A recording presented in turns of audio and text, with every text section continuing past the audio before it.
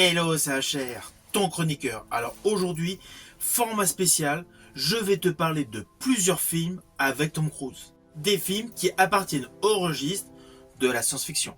Mais avant cela, n'oublie pas, si tu n'es pas abonné, pense à le faire. Pense surtout à la petite cloche pour les notifs. Let's go!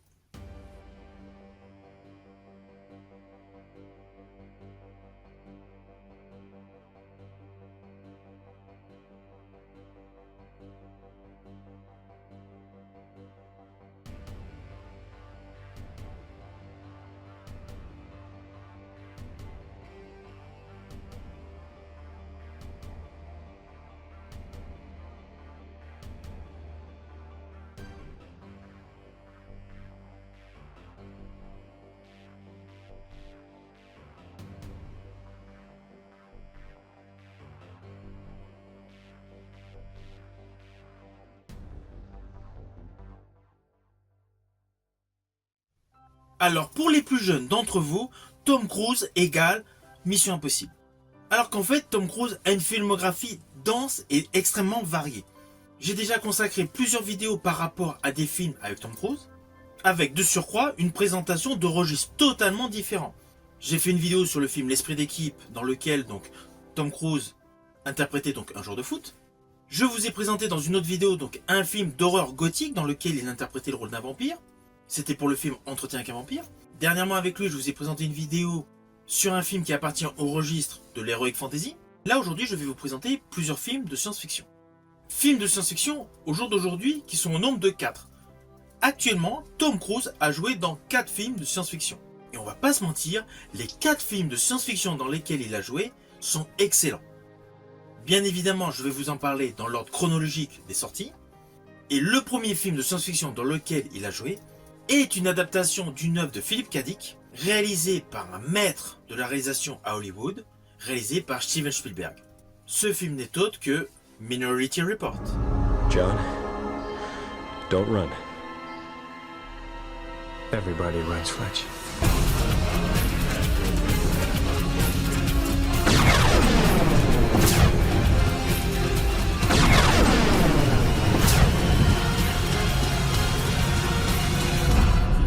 Alors ce film SF de 2002 est une très bonne adaptation de l'œuvre de Philip K. Dick.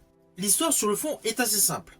Nous avons donc un policier, donc interprété par Tom Cruise, qui grâce au précog, qui devine donc, qui anticipe sur les crimes qui vont se dérouler, informe donc la brigade, où sévit le personnage de Tom Cruise, afin que les futurs meurtriers soient arrêtés avant de les commettre. Tout se passe pour le mieux dans le meilleur des mondes, mais évidemment, il y a un souci de taille, le personnage interprété par Tom Cruise se retrouve accusé à son tour d'un meurtre qu'il va commettre dans l'avenir, meurtre qui coïncide avec la disparition d'un être cher. Alors si vous ne connaissez pas du tout ce film est un pur bijou où la science-fiction et le suspense et l'enquête policière s'entremêlent en permanence. Car dans cette histoire, même si à la base le personnage interprété par Tom Cruise est le super policier donc qui arrête les meurtriers avant de commettre leur meurtre, il a un côté obscur. C'est un homme qui prend des opiacés. Il a un côté dans sa vie qui est totalement meurtri. Et lui-même d'ailleurs, au fur et à mesure qu'on avance dans l'histoire, se met à douter sur ce qui va se dérouler. Car au final, on ne sait pas du tout si le personnage interprété par Tom Cruise est le futur tueur ou pas. L'histoire est menée tambour battant, avec, de surcroît, une super mise en scène, une superbe réalisation de Steven Spielberg. Je rajouterai que l'intrigue est tellement bien maîtrisée que ce film, qui a des fondements de réflexion hyper denses, hyper importants, est un pur divertissement de science-fiction. Le scénario est intense, il possède une réelle densité profonde, et la réalisation de Spielberg est un des atouts majeurs de ce film. Ah oui, ce film date de 2002, nous sommes en 2024. Cela fait déjà 22 ans que le film est sorti. Mais honnêtement, les effets visuels, les effets spéciaux, tous les trucages que vous allez voir dans ce film n'ont pas pris une ride. Le film, technologiquement, est splendide. Pour l'époque, c'était précurseur pour de nombreux effets, mais à ce jour, les effets visuels sont toujours bons. Toute la photographie, le jeu des lumières, le jeu des contrastes, confère sur la totalité du film un aspect froid, un aspect métallique qui accentue donc l'effet angoissant, mais qui dans le même temps donne beaucoup plus de réalisme à tous les effets spéciaux. Et sincèrement, au niveau effets spéciaux, avec ce film, on est gâté. Que ce soit avec les engins volants donc, qui déposent donc, les policiers, que ce soit l'écran donc transparent, où Tom Cruise donc, manipule assez rapidement avec sa main gantée, ainsi que les tripodes qui montent les marches d'un vieux bâtiment pour retrouver la trace donc, d'un certain personnage dans le film, qui s'est caché dans une baignoire, les jeux de caméra avec l'effet thermique, la prison high-tech avec justement donc tous les potentiels criminels, ainsi qu'une sorte, on va dire, de fabrique d'usine où il y a un combat justement entre deux protagonistes importants de ce film. Tous les effets sont super beaux et la réalisation de Steven Spielberg accroît l'effet de véracité. Alors certes, c'est mon avis perso, mais j'estime que l'interprétation de Tom Cruise dans ce film, une fois de plus, elle est excellente. Son personnage donc passe par différentes étapes, mais outre le fait de passer de super flic à fugitif, il y a toutes les composantes sentimentales qu'il dégage avec ses différentes expressions. Que ce soit le souvenir de la tristesse, que ce soit la crainte absolue face à l'adversité, ou que ce soit tout simplement la démonstration d'un homme qui est en manque de produits dopants, qui va s'acheter donc sa cam dans des bas-fonds crasseux. Toutes les composantes artistiques du jeu d'acteur de Tom Cruise sont totalement présentées dans ce film sous la direction de Steven Spielberg. Et alors l'autre fait qui est hyper important au niveau casting, c'est le personnage secondaire interprété par Colin Farrell. Colin Farrell est topissime. Lorsque nous découvrons la dualité Tom Cruise-Colin Farrell dans ce film, c'est un jeu égal. Les deux acteurs sont excellents. Alors déjà que l'histoire tient en haleine du début jusqu'à la fin, il y a un véritable suspense, en plus il y a un vrai questionnement sur le pourquoi du comment, mais l'interprétation de Tom Cruise et de Colin Farrell va vous happer durant tout le film. On est capté par leur prestation. Alors en ce qui me concerne, c'est un de mes films préférés avec Tom Cruise. Il fait partie de mon top 5. Et évidemment, il fait partie de mon top 5 également avec Colin Farrell. Minority Report est un très bon film. Alors dans cette œuvre réalisée par Steven Spielberg, qui est donc de la science-fiction d'anticipation mêlée à une thèse philosophique, nous retrouvons le compositeur habituel de Spielberg, c'est-à-dire John Williams. Alors honnêtement, sa composition musicale est moins triomphante. Elle est beaucoup plus avec des sonorités douces, des sonorités laconiques. Cela n'empêche pas qu'il y a de très beaux morceaux. Mais c'est radicalement différent de tous les scores que John Williams a pu composer pour des films de Steven Spielberg. Alors 2002, avec le film Minority Report, était la première collaboration Spielberg-Cruise. 3 ans après, Tom Cruise et Spielberg ont à nouveau travaillé ensemble pour une nouvelle adaptation d'un génie de la SF. Il s'agit d'H.G. Wells. Et ce film se nomme La Guerre des Mondes. Quitte la maison dans 60 secondes. Papa. Va chercher ta valise, vite. Là, tu me fais vraiment Et peur. apporte-la moi, d'accord? Pourquoi? Fais ce que je te dis. Dis-moi ce que tu as vu. C'est à qui cette voiture? Ray, où tu vas comme ça? Qu'est-ce que tu fais? Monte, Mani. Descendez de cette bagnole, je plaisante pas, Ray. Monte, Mani, ou tu vas mourir.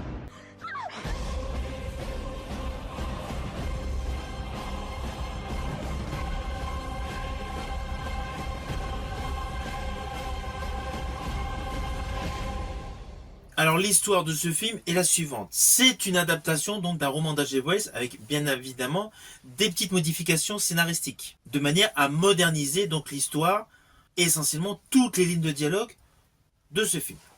Nous avons donc le personnage interprété par Tom Cruise, Ray Ferrier, qui est donc papa divorcé. Donc les relations sont plutôt compliquées entre lui et son ex-femme. Et grosso modo, dès le début de ce film, vous allez réaliser qu'en fait, le personnage interprété par Tom Cruise a un réel manque de maturité. Évidemment, c'est fait exprès. Il travaille sur les docks et n'a pas donc de gros revenus. S'ensuit assez rapidement une attaque, une invasion extraterrestre. Ces extraterrestres, d'où ils viennent? Avec évidemment tout ce que cela entraîne en termes de conflit. Mais la grosse innovation donc de ce récit, de cette histoire, c'est que nous n'allons pas forcément suivre donc l'armée américaine qui va combattre donc les extraterrestres.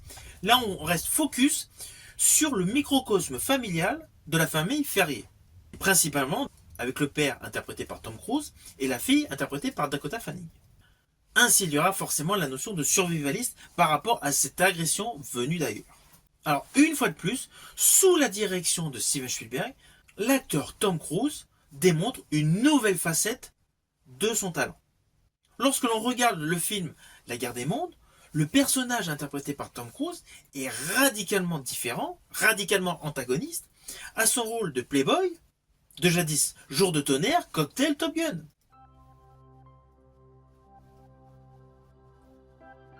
Là, Tom Cruise interprète un père de famille angoissé, stressé, et qui de surcroît ne sait pas du tout comment s'y prendre. Alors ne vous inquiétez pas, si vous ne connaissez pas ce film, je vous invite bien évidemment à le découvrir et je ne vais pas du tout vous spoiler.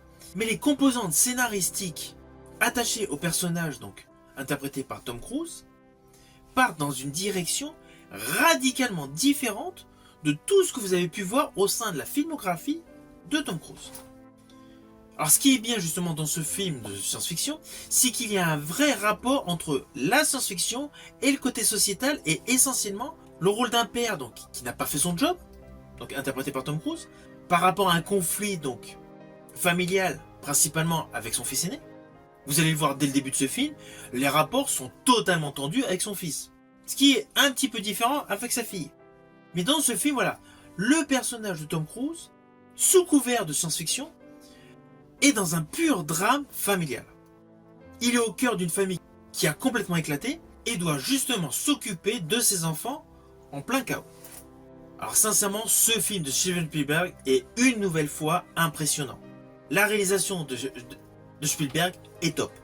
Steven Spielberg a réussi un grand film de science-fiction.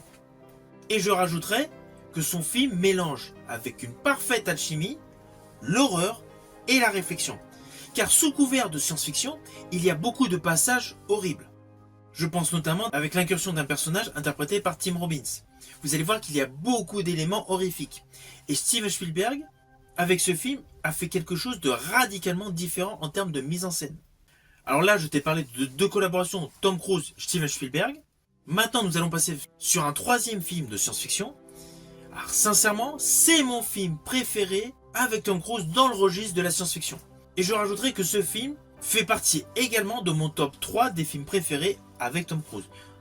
Ce film est sorti en 2013, il s'agit d'Oblivion. Mon Dieu. Nous avons un impact au sol non identifié. Les drones sont opérationnels. Faites évacuer votre tech. Ce sont des humains. Je t'ordonne de regagner la tour immédiatement. Ils tirent sur des survivants. Dégage! C'est de l'insubordination. Jack.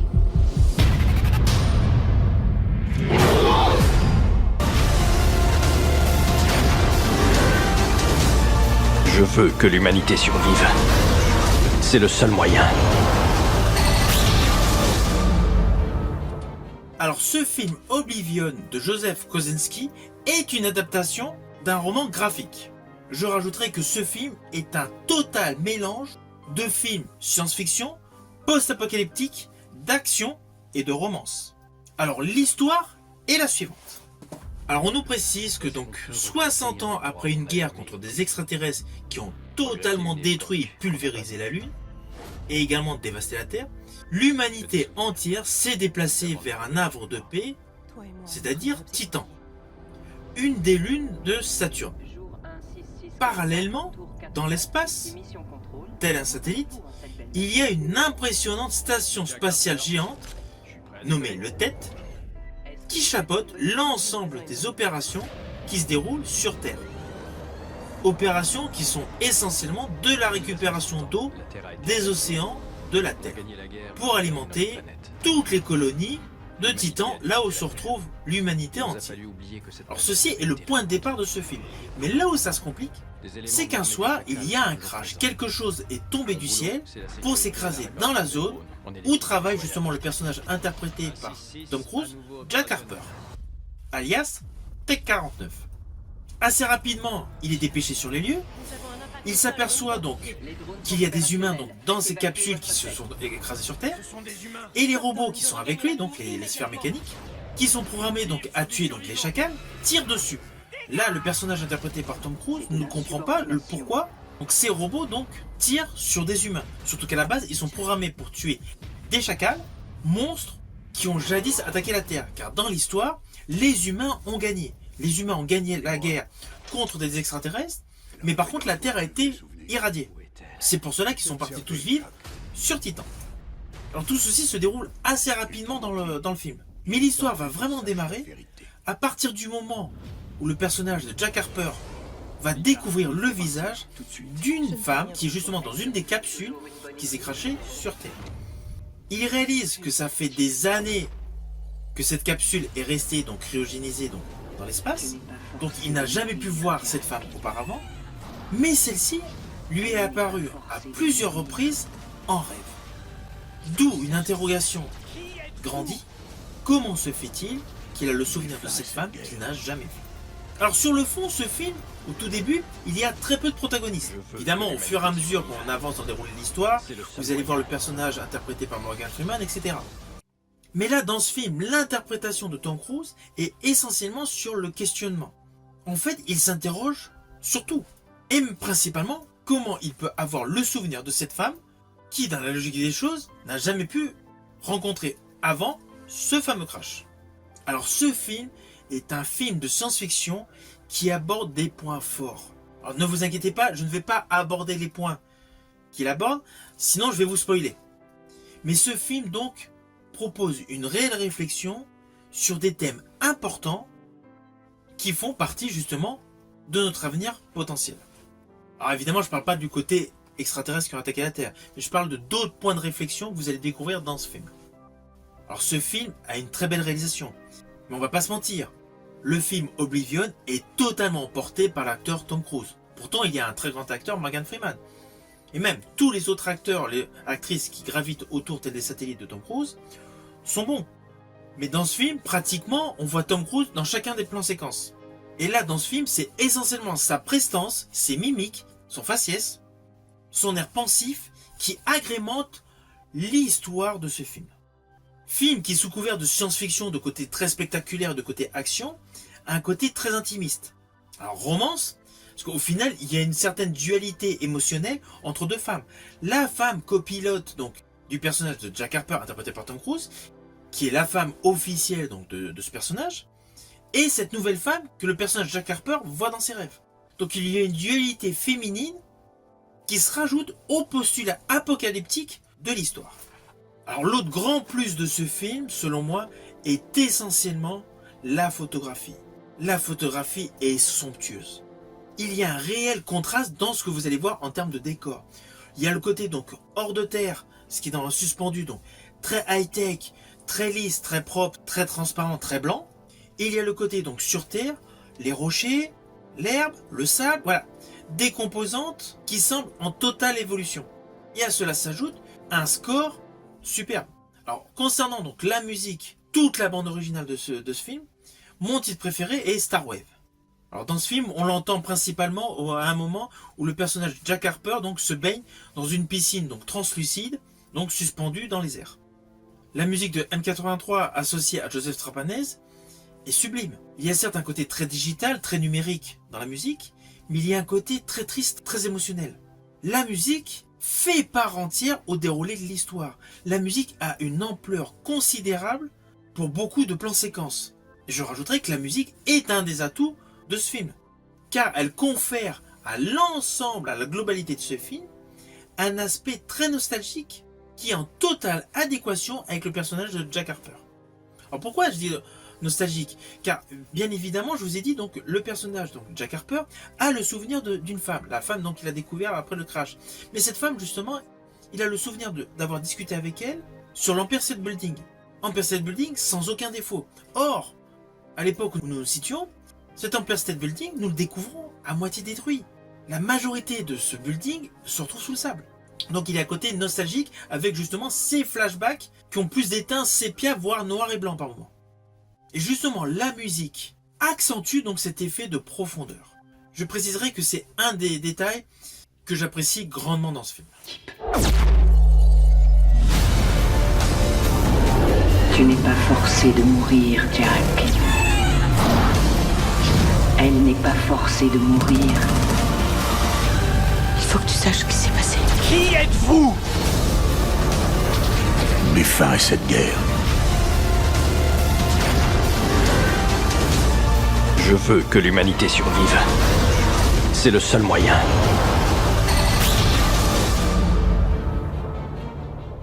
Alors maintenant, je vais te parler du dernier film au jour d'aujourd'hui dans lequel Tom Cruise a tourné dans le registre de la science-fiction. Il s'agit de Edge of Tomorrow. I'm not a soldier. Of course you're not. You're a weapon.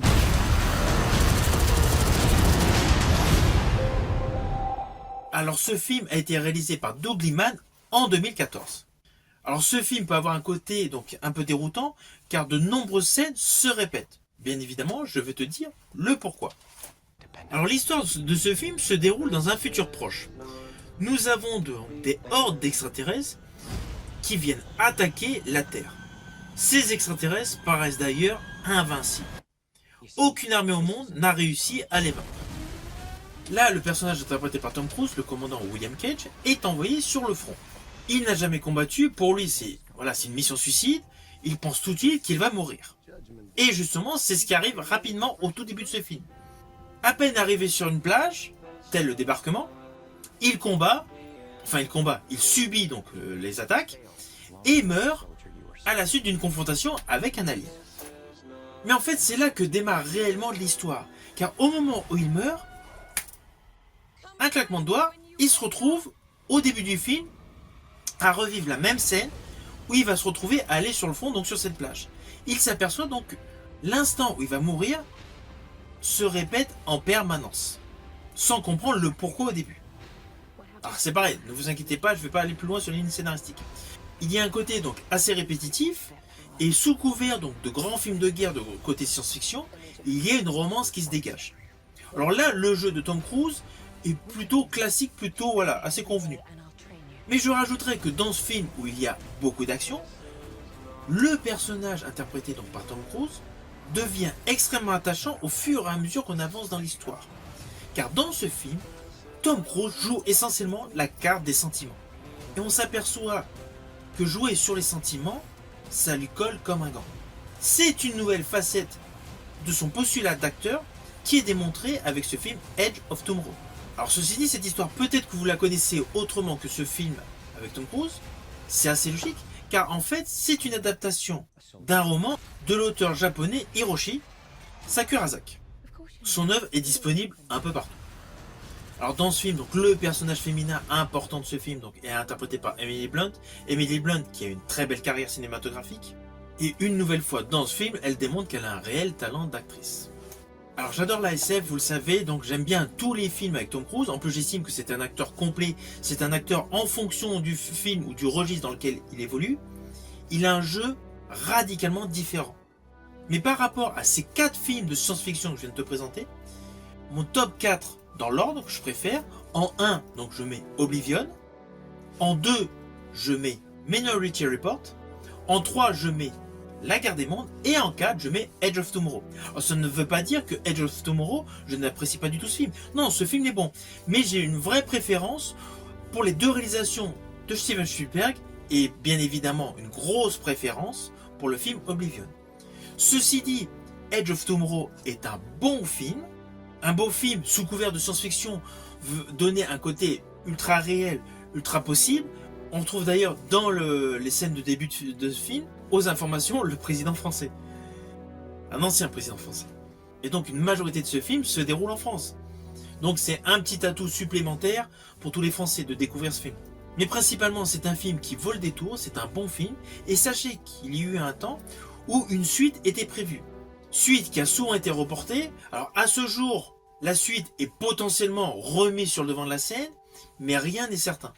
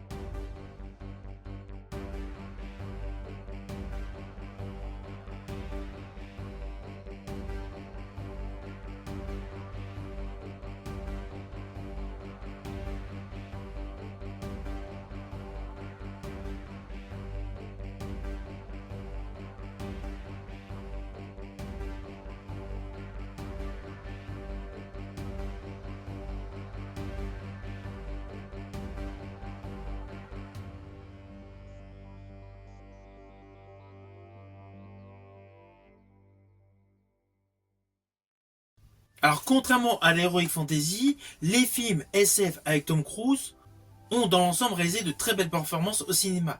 Donc forcément, l'acteur Tom Cruise a d'autres projets dans le registre de la science-fiction. Je pense notamment à un film qu'il doit tourner dans l'espace, et oui, il doit réellement aller dans l'espace pour faire une séquence dans une station orbitale. Ainsi, ce serait le premier acteur à tourner une scène réelle dans l'espace.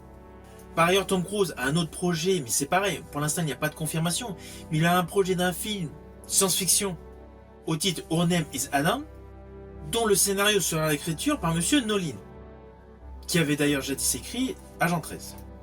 Et par ailleurs, Tom Cruise a un autre projet avec le réalisateur Doug Liman avec qui il a fait Edge of Tomorrow. Ce film se nommerait Luna Park. Voilà. Il y a donc plusieurs projets de films SF avec Tom Cruise, mais à ce jour, rien n'est réellement confirmé. Car Tom Cruise est extrêmement pris avec le tournage de son nouvel opus de la saga Mission Impossible. Néanmoins, c'est une évidence, nous retrouvons l'acteur Tom Cruise dans un film de science-fiction. Car même si pour l'instant il n'y a pas de confirmation sur tous ces projets, il y aura forcément un de ces projets qui va être réalisé. Donc nous allons avoir le plaisir de retrouver l'acteur Tom Cruise dans l'espace. Alors au final, les 4 films que je t'ai présentés sont 4 films à voir absolument. 4 films que j'apprécie grandement. 4 films qui te démontrent une nouvelle fois que l'acteur Tom Cruise est un acteur de talent et de surcroît un acteur complet. Ces 4 films le démontrent parfaitement. Il a des rôles complètement différents. Dans Minority Report, c'était le flic héros, utilisateur d'opiacés et traumatisé donc par la perte d'un enfant. Dans La Guerre des Mondes, c'était le père qui n'était pas forcément au top, le gars qui manquait de maturité, qui devient donc survivaliste, qui est prêt à tout pour sauver sa petite famille. Dans Oblivion, c'est un homme donc qui est beaucoup plus concentré donc sur les émotions, sur le ressenti et le questionnement sur le pourquoi du comment.